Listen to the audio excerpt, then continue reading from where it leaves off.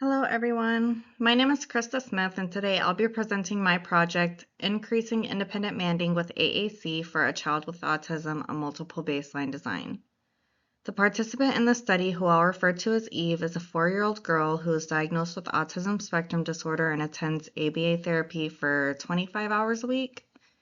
She has limited expressive communication and often uses word approximations, pecks, and basic signs to communicate with others.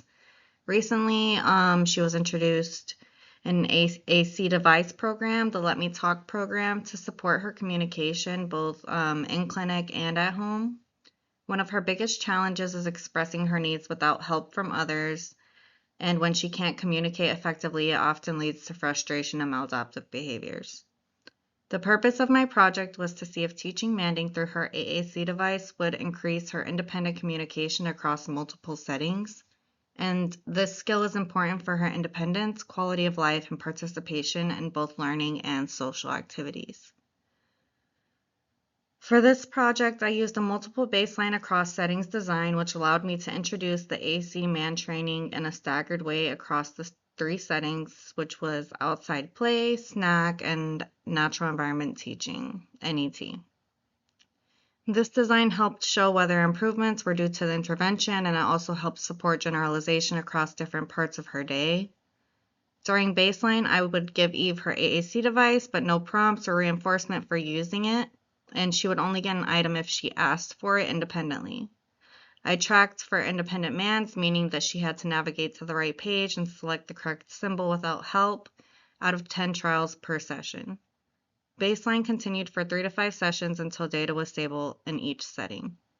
In intervention, I used most to least prompting hierarchy, starting with modeling or gestures, and then partial or full physical prompts if needed. And if she manned it independently, she immediately got the item or activity right away. If prompted, she still got access, but with a slightly reduced time of reinforcement. Now looking at the results of my graph, in all 3 settings, independent manding increased once the intervention was introduced. In NET, she went from about 10 to 30% in baseline to 80% by the last sessions. Snack improved 0 to 40% in baseline to 80% after intervention, and outside play went from 0 to 40 in baseline to about 70 in the final sessions. By the end, she was consistently making manding independently at or above 70% across all settings, meeting the mastery criteria for my project. From this project, I learned that structured AAC manding with prompting and reinforcement can definitely lead to meaningful communication gains, even in the natural everyday context.